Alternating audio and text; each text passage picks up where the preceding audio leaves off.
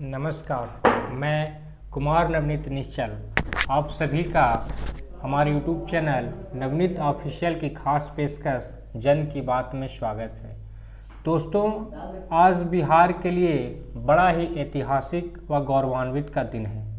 बिहार में पहली बार कोई व्यक्ति 7वीं बार मुख्यमंत्री के रूप में शपथ ले रहा है। इस बार कि उनकी सरकार चलाना थोड़ा सा परेशानी लग रहा है, ऐसा लोग सोच रहे हैं, लेकिन मुझे पूर्ण विश्वास है कि नीतीश कुमार अपनी कुशल प्रेम क्षमता के कारण वो 5 साल सरकार चलाएंगे और बिहार को नई ऊंचाइयों तक ले जाएंगे। उनका पिछला कार्यकाल सुपर डुपर हिट रहा है। वो उनकी 7 निश्चय मानो गांव का नक्शा ही बदल डाली है। जब कोई इंसान अब अदर स्टेट से हमारे गांव में 2-3 वर्षों के बाद आता है, तब वो हमें इस तरह से गांव का हाल बतलाता है मानो गांव में बहुत सी तरक्कियां हुई है। आज ग्राम की सड़कें, हर समय उपस्थित बिजली और नल का जल लोगों का मन मोह लेती है। मानो लगता है कि वो हमारे स्वागत करने के लिए खड़ी है। उनका कार्यकाल अच्छा हो, ऐसी शुभकामनाएं भी मैं उनको दूंगा।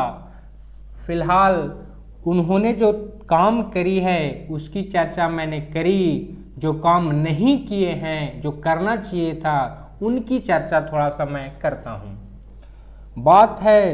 बात मैं कर रहा हूँ 2009 ईस्वी का। अलीगढ़ मुस्लिम यूनिवर्सिटी का एक कैंपस किशनगंज में विस्तार करना था। उस वक्त बिहार में नीतीश कुमार और केंद्र में डॉक्टर मनमोहन सिंह की सरकार थी। केंद्र का बिहार से 4 मांगे थे, जिन्होंने नीतीश कुमार ने पूरा भी किया। पहला मांग था 130 एकड़ जमीन, जो नीतीश कुमार ने केंद्र सरकार को रजिस्ट्री करी है।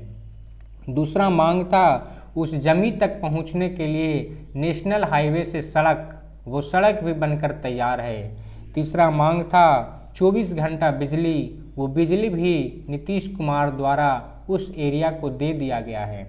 चौथा मांग था कि जब यूनिवर्सिटी बन के तैयार होगा, कैंपस में लोग आ जाएंगे, तो जल देना था पीने के लिए, वो भी सप्लाई बनने के बाद दे दिया जाता। लेकिन आज तक वो बिहार का दुर्भाग्य रहा कि यूनिवर्सिटी तरक्की नहीं कर पाया। जब बिहार में चुनाव चरम पर थे, तब कांग्रेस के राष्ट्रीय उपाध्यक्ष राहुल गांधी ने मंच से ये घोषणा करी थी कि जब मेरी सरकार बनेगी, तब मैं अलीगढ़ मुस्लिम यूनिवर्सिटी का कैंपस जो किशनगंज में बनना है उसको पूरा करूंगा। और वैसी साहब जो AIMM के राष्ट्रीय अध्यक्ष हैं, वो भी घोषणा करी थी कि मैं यूनिवर्सिटी को बनाऊंगा। ये राजनीतिक बातें थी, फिर भी अब सरकार जो है वो नीतीश कुमार की बन चुकी है, तो अब नीतीश कुमार से ही हमें मांग करनी होगी। तो जो नीतीश कुमार ने केंद्र सरकार को सारी व्यवस्था दी है और जो काम 2009-10 में ना हो सका, वो मुझे आशा है कि अब काम होंगे, क्योंकि केंद्र में भी बीजेपी की सरकार है और बिहार में भी उन्हीं की सहयोग से सरकारें चलेंगी। तो नीतीश कुमार को चाहिए कि जो अलीगढ़ मुस्लिम यूनिवर्सिटी का मामला फंसा हुआ है उसको वो सही करें। हाँ, एक बात ज़रूर है कि उस यूनिवर्सिटी के जब मामला चल रहा था तो बिहार में एक और यूनिवर्सिटी बन रहा था, जिसका नाम है सेंट्रल यूनिवर्सिटी साउथ बिहार गया।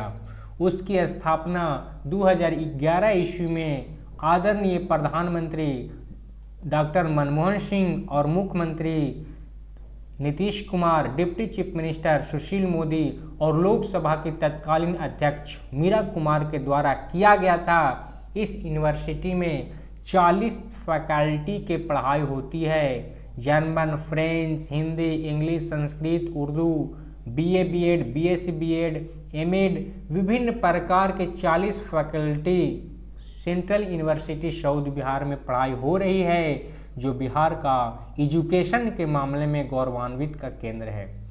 जब आप उस यूनिवर्सिटी के पास से गुजरेंगे या यूनिवर्सिटी में जाएंगे तो आपका मन मोह लेगी और लगेगा कि हम लोगों के पास एक यूनिवर्सिटी है। उसी तरह का यूनिवर्सिटी किशनगंज में डेवलप करना था, जो मामला फंसा हुआ है। तो मुझे आशा है कि नीतीश कुमार जी उस यूनिवर्सिटी को बनाएंगे और जल्द से जल्द उसको चालू करवाएंगे। दूसरा जो सेंट्रल यूनिवर्सिटी साउथ बिहार बन के तैयार है, उसमें भी 2-3-4 जो फैकल्टी हैं वो डेवलप करना है, बिल्डिंगें बन के तैयार है। देखते हैं कब उसमें पढ़ाई शुरू होती है।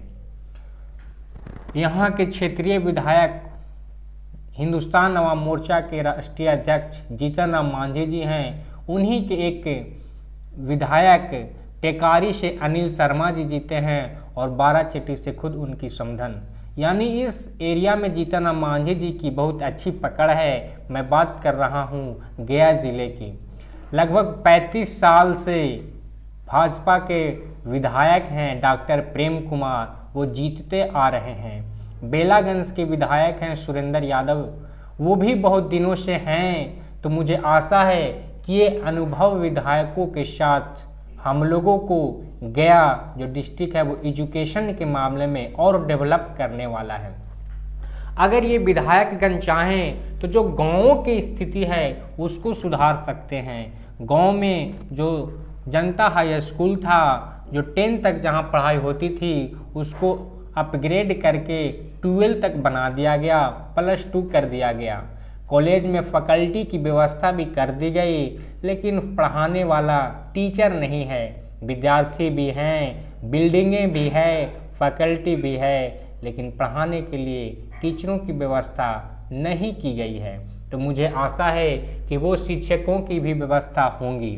अब बात क्लास 10th की, तो क्लास 10th में टीचर भी हैं, स्टूडेंट भी हैं, बिल्डिंग भी है, फैकल्टी भी है, सारी व्यवस्थाएं हैं, लेकिन शिक्षक द्वारा बच्चों को पढ़ाया नहीं जाता है। ये हम लोगों को गांव में दुर्भाग्यपूर्ण स्थिति है। अगर इस स्थिति को सुधार दिया जाए तो मैं वादा करता हूँ शहरों से गांव आगे निकल जाएंगे और लगेगा कि हम लोग को गांव में ही रहना बेहतर है। तो इस स्थिति को सुधारा कैसे जाए? ये स्थिति जो है गांव की, जो पढ़ाई नहीं हो पा रही है हाई स्कूल में, इसको सुधारा कैसे जाए? तो इसको सुधारने के लिए हम लोगों को एक अच्छे विधायक मिले हैं जो चाहें तो इस स्थिति को सुधार कर सकते हैं। वे स्थानीय लोगों की बदौलत, स्थानीय टीचरों की बदौलत वो इस स्थिति को सुधार सकते हैं।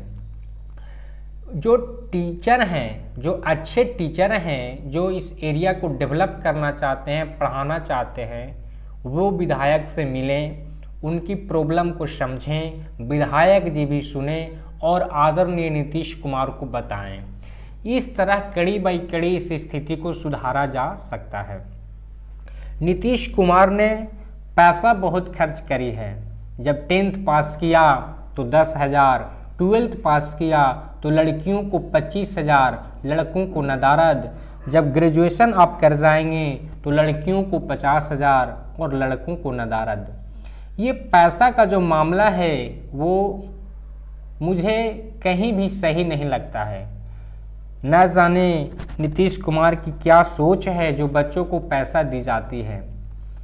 फिर भी अगर ये पैसा जो बच्चों को दी जा रही है वो अगर शिक्षकों पे बर्बाद किया जाए, शिक्षकों को दिया जाए, तो मुझे आशा है कि जो सिस्टम है एजुकेशन का वो सुधरेगा। अगर ये पैसे का टीचरों को कहीं अदर स्टेट भेजकर, अदर कंट्री भेजकर, फॉरेन कंट्री भेजकर शिक्षकों को ट्रेनिंग दिलवाया जाए और वो ट्रेनिंग लेकर आएँ और एजुकेशन सिस्टम को सुधारें तो बेहतर होगा। मैं बात करना चाहता हूँ दिल्ली का एजुकेशन मॉडल जो आज भारत को झंडी दिखलाने के लिए तैयार है, आईना दिखलाने के लिए तैयार है। आप बात करें जेईई मेंस में उनकी रिजल्ट का, एडवांस में रिजल्ट का, नीट का टॉपर हो या ये सीबीएसई बोर्ड का टॉपर हो, सारे जो बच्चे हैं वो दिल्ली के सरकारी स्कूल से निकल रहे हैं वहाँ के प्राइवेट इंस्टीट्यूट को पीछे छोड़कर वहाँ की सरकारी स्कूलें कॉलेज आगे आ गई हैं, तो वहाँ का सिस्टम बिहार में भी लागू करनी चाहिए। उससे बेहतर सिस्टम लागू करने की ज़रूरत है। मुझे आशा है कि ये मुख्यमंत्री जी लागू करेंगे। फिर मामला है कुशल युवा कार्यक्रम का। हर कुशल युवा कार्यक्रम जो था वो हर प्रखंड में 2-3 केंद्र इसके बनाए गए थे। वहाँ पढ़ाने के लिए बिल्डिंगें भी बनी, बहुत जल्दी बनी, बिल्डिंगें भी बनी। वहाँ शिक्षकों को भी मनोनीत किया गया, विद्यार्थी भी आए, पढ़ाई के लिए सारे सिस्टम की व्यवस्था भी की गई थी, पर बच्चे पढ़ न सकें। उस पर करोड़ों खर्च की गई। परिणाम ये हुआ कि नॉलेज बच्चों में नहीं आ पाया। तो इस नॉलेज जो नहीं आ पाया वो कहाँ चूक हुई, ये बातें नीतीश कुमार को सोचनी चाहिए और इसे सुधार करनी चाहिए। नेक्स्ट जो मैं बात करना चाहूँगा वो सेंट्रल यूनिवर्सिटी साउथ बिहार जो गया है, उनमें सीटों की मात्रा बहुत कम है, उसको भी बढ़ाया जाना चाहिए। इससे बच्चे ज़्यादा से ज़्यादा यूनिवर्सिटी में पढ़ेंगे, और जब बच्चे यूनिवर्सिटी में पढ़ेंगे वो पढ़ कर निकलेंगे तो उनकी अलग प्रकार की नॉलेज होगी, और वो नॉलेज जब बच्चों को देंगे, वो नॉलेज जब बिखरेगा तो सच में बिहार तरक्की कर जाएगा, लगेगा कि बिहार डेवलप कर गया है। तो सबसे ज़्यादा जो एजुकेशन सिस्टम सुधार सकते हैं वो विधायक सुधार कर सकते हैं क्षेत्रीय टीचरों से मिलकर। तो इस कड़ी को ध्यान देना चाहिए। यही सारे मांगे थी जो मैं आदरणीय नीतीश कुमार जी और क्षेत्रीय विधायकों से मांगना चाहूँगा। मुझे आशा है कि वे इस मांग को पूरी करेंगे, और जब मांग को पूरी करेंगे तो हमारा गांव और डेवलप कर जाएगा। अगर आप मेरे चैनल पे नए हैं तो चैनल को सब्सक्राइब कीजिएगा, वीडियो पसंद आए तो लाइक कीजिए और दोस्तों के साथ शेयर कीजिए। तब तक के लिए धन्यवाद, शुक्रिया।